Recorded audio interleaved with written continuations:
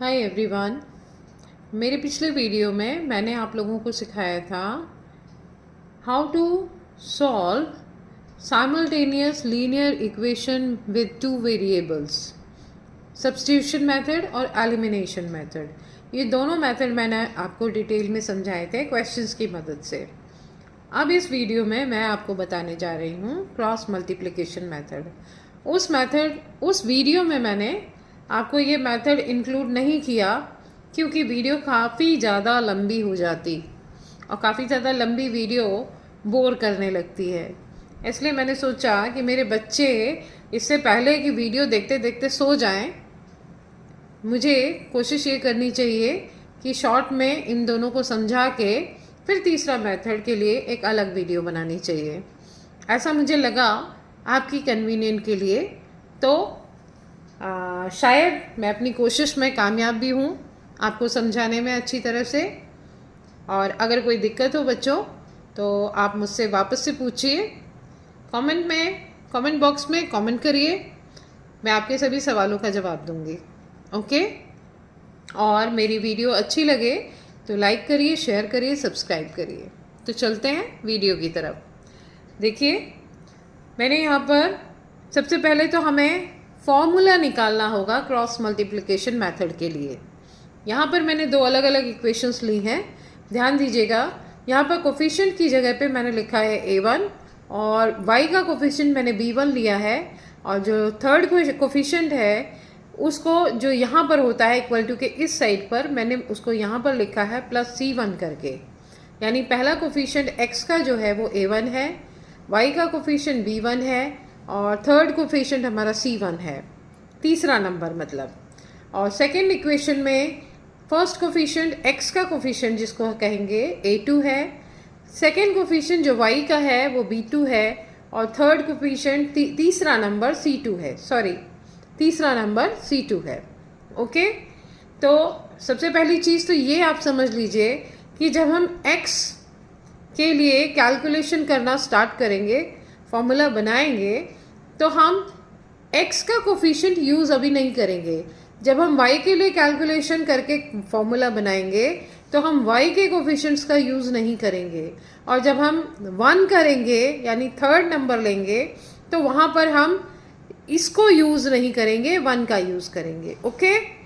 तो चलिए ध्यान दीजिए, मेरी कही हुई बातें आपको कॉपी पर नज़र आएंगी तो ज़्यादा अच्छे से समझ में आएगा। जैसे कि पहला है मेरा x के लिए निकालना है मुझे, फॉर्मूला कैलकुलेट करना है। तो सबसे पहले मैंने लिया y का कोफिशिएंट b1 b2, सेकेंड है c1 c2, then a1 a2, और लास्ट में फिर से एक बार लिया है b1 b2 से स्टार्ट किया था और b1 b2 पे एंड किया है। यहाँ पर मैंने एरो लगाया है ये बताने के लिए कि जो एरो नीचे की तरफ जा रहा है ये प्रोडक्ट ऑफ पॉजिटिव नंबर है, और जो एरो ऊपर की तरफ जा रहा है वो प्रोडक्ट ऑफ नेगेटिव नंबर है। ध्यान दीजिएगा इस बात को। जो नीचे की तरफ आ रहा है एरो वो प्रोडक्ट ऑफ पॉजिटिव नंबर है, और वो जो एरो ऊपर की तरफ जा रहा है वो प्रोडक्ट ऑफ नेगेटिव नंबर्स है। ओके। तो शुरू करते हैं हम। x लिखा है, x अपॉन प्रोडक्ट निकालेंगे पहले b1 इंटू c2, ये आया हमारा, नीचे की तरफ एरो है इसलिए ये दोनों पॉजिटिव लिए जाएंगे, b1 इंटू c2। उसके बाद माइनस का साइन होगा क्योंकि ये एरो ऊपर जाता हुआ बता रहा है कि ये प्रोडक्ट ऑफ नेगेटिव नंबर्स होगा। तो minus b2 into c1 equal to y upon, अब c1 को a2 से मल्टीप्लाई करेंगे, आएगा यहाँ पर पॉजिटिव नंबर है, सेकेंड माइनस का साइन देंगे यहाँ, तब होगा c2 into a1, then equal to 1 upon a1 into b2 and a2 into b1, बीच में माइनस का साइन। आई होप क्लियर होगा। अब हम क्या करेंगे, इसको एक बार इससे कंपेयर करेंगे और एक बार इससे कंपेयर करेंगे, इस वाले फ्रैक्शन को। ओके। चलिए यहाँ पर लिखा मैंने x upon b1 c2 minus b2 c1 is equal to 1 upon a1 b2 minus a2 b1। दोनों को कंपेयर करेंगे। मैंने जैसे कि बताया आपको, एक बार कंपैरिजन इसका इसके साथ होगा, फिर इसके साथ होगा इसका कंपैरिजन। ओके, हमें अपना फॉर्मूला डिराइव करना है। तो अब यहाँ पर ये वाला जो नंबर है b1 into C2 minus b2 into C1 is equal to 1 upon a1 b2 minus a2 b1, ये नंबर तो अपनी ही जगह पे रहेगा, इसको कहीं जाने की ज़रूरत नहीं है क्योंकि हमें x की वैल्यू निकालनी है। ओके, इस नंबर को हम उठा करके 1 से मल्टीप्लाई करेंगे, क्रॉस मल्टीप्लाई करेंगे, तो इक्वेशन बन जाएगी हमारी b1 into C2 minus b2 upon b2 into C1 upon a1 into b2 minus a2 into b1। ये है x की वैल्यू। यहाँ पर हमें सिर्फ ये फॉर्मूला जो मिला है इसमें हमें सिर्फ वैल्यूज़ पुट करनी है अपनी इक्वेशन से लेके। ओके, चलिए अब y को निकालते हैं। y upon C1 a2 minus C2 a1 है is equal to 1 upon a1 into b2 minus a2 into b1। अब इस वाले पोर्शन को हम दूसरी तरफ लेके जाएंगे, एक जैसे नंबर्स को हम एक जगह कलेक्ट करते हैं क्योंकि यहाँ पर ये नंबर डिवाइड में है, इधर आएगा तो ऊपर आ जाएगा, 1 से मल्टीप्लाई हो जाएगा तो ये नंबर बन जाएगा, फ्रैक्शन बन जाएगा C1 upon a2 minus C2 upon into a1। Sorry, फिर से रिपीट करती हूँ मैं, C1 into a2 minus C2 into a1 upon a1 into b2 minus a2 into b1। Okay, अब ये दो फॉर्मूला हमने जो डिराइव किए हैं, इन दोनों में हमें खाली अपने इक्वेशन की वैल्यू रखनी है। ओके, एक से हमें x की वैल्यू मिलेगी और दूसरे से y की वैल्यू मिलेगी। चलिए इक्वेशन सॉल्व करके देखते हैं। राइट, तो x जो है x is equal to b1 into C2 minus b2 into C1 upon a1 into b2 minus a2 into b1। Value रखिए, b1 क्या है हमारा 3। ओके, b1 क्या है 3, तो ये हो गया 3 मल्टीप्लाई बाय C2 क्या है, C2 है हमारा इस इक्वेशन में 5। ओके, ये हो जाएगा, इस तरफ आएगा तो -5 हो जाएगा क्योंकि इक्वेशन हमने ऐसे ही बना करके सीखी है। ये दोनों नंबर्स हमारे दूसरी तरफ जाएंगे, हो गया माइनस में।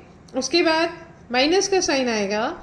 b2 क्या है बच्चों, b2 है हमारा 4, यहाँ रखेंगे 4, और C1 क्या है, C1 है हमारा -9। ब्रैकेट में रखते हैं क्योंकि हम नेगेटिव नंबर, इसलिए ब्रैकेट क्लोज करेंगे और अपॉन में आ जाएगा हमारा a1 इंटू b2। तो a1 क्या है 2 इंटू 4, दोनों पॉजिटिव नंबर है, माइनस 3 इंटू 3 यानी a2 3 है, b1 भी 3 है, 3 इंटू 3। अब हमें खाली वैल्यू रख दी है, सॉल्व करना है। ओके, तो 3 5 जा 15, ये हो जाएगा -15, माइनस 9 4 जा 36, ये आएगा -36, और माइनस मिलके बन जाएंगे प्लस, अपॉन 4 2 जा 8, माइनस 3 3 जा 9। ओके, माइनस करिए, 6 - 5 हो गया 1, एंड 3 - 1 इज 2। साइन प्लस का रहेगा क्योंकि बड़ा नंबर प्लस का है, अपॉन 9 - 8 -1, ये हो जाएगा -21। आई होप x की वैल्यू समझ में आई होगी आपको। आगे बढ़ते हैं, अब y की वैल्यू निकालते हैं। अब हम y का फॉर्मूला है हमारे पास, y is equal to C1 A2 minus C2 A1 upon A1 B2 minus A2 B1। Okay, value रखिए। इक्वेशन में C1 है हमारा, क्या है C1 -9 मल्टीप्लाई बाय A2 क्या है 3 माइनस C2 क्या है बच्चों -5 क्यों है, यहाँ तो हमें पॉजिटिव नज़र आ रहा है ना, देखिए ध्यान से देखिए, इक्वेशन में यहाँ हमें पॉजिटिव नज़र आ रहा है ना, लेकिन यहाँ क्योंकि हम इसको यहाँ रख करके तब वैल्यू रखेंगे। इक्वेशन हमने ऐसे ही सीखी है, फॉर्मूला इसी तरह बनाया है हमने। ओके, तो यहाँ पर इसको कंसीडर करेंगे हम -5। ओके, तो आगे बढ़ते हैं। -5 इंटू A1 क्या है? A1 है हमारा 2 अपॉन नीचे क्या आएगा फॉर्मूले में A1 क्या है 2 multiply by B2 4 minus A2 3 और B1 3। तो चलिए सॉल्व करें। 9 3 जा 27 -27 प्लस 5 2 जा 10, वही काम फिर दोबारा होगा यहाँ क्योंकि माइनस इंटू माइनस प्लस हो जाता है। और 4 2 जा 8 अगेन 3 3 जा 9 -27 प्लस 10 हो जाएगा -17। यहाँ पर ये नेगेटिव आ जाएगा। क्यों नेगेटिव आ गया? क्योंकि बड़ा नंबर हमारा माइनस का है। अपॉन 9 - 8 हो जाएगा 1 सॉरी -1 -1 से -1 काटेंगे आप, हो जाएगा ये 17। यानी y की वैल्यू आ गई हमारी 17 और x की वैल्यू थी -21। ओके, आई होप ये मेथड क्लियर हुआ होगा आपको।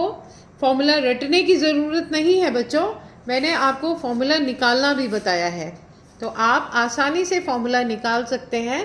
खाली इतना ध्यान रखिए, जब आप x के लिए सॉल्व कर रहे हैं, निकाल रहे हैं, तो x के कोफिशिएंट छोड़ करके y और लास्ट कोफिशिएंट लास्ट नंबर लेना है। और जब y का निकालेंगे तो b के नंबर्स को छोड़ देना है, a और c का लेना है। और जब आप 1 का लेंगे तो 1 जो लास्ट वाला है c, उसके नंबर्स को छोड़ करके a और b का लेना है। ओके, बस इतना ध्यान रखिए और कुछ नहीं करना है। ओके, आई होप ये मेथड भी आपको क्लियर होगा। क्वेश्चन की मदद से मैंने कोशिश की है आपको बताने की। आगे हम लोग फिर मिलेंगे नेक्स्ट वीडियो में। आपको मैं एक्सरसाइज भी के क्वेश्चंस भी सॉल्व करके बताऊंगी, सॉल्व करूंगी आपके साथ, आप भी मेरे साथ करिएगा। थोड़ा सा मैंने शॉर्ट में ये वाला वीडियो बनाया है जिससे कि आप लोग बोर ना हो। तो बेटा अगर मेरी बातें समझ में आई, वीडियो अच्छा लगे तो लाइक करिए, शेयर करिए, सब्सक्राइब करिए। मिलूंगी मैं आपसे फिर अगले वीडियो में। थोड़ा सा लेट हो जाए तो एडजस्ट करना। मिलूंगी मैं फिर नेक्स्ट वीडियो में एक्सरसाइजेस के साथ। ओके, एक्सरसाइज का हर एक क्वेश्चन मैं आपको सॉल्व कराऊंगी, चिंता करने की कोई ज़रूरत नहीं है। Okay, bye, take care.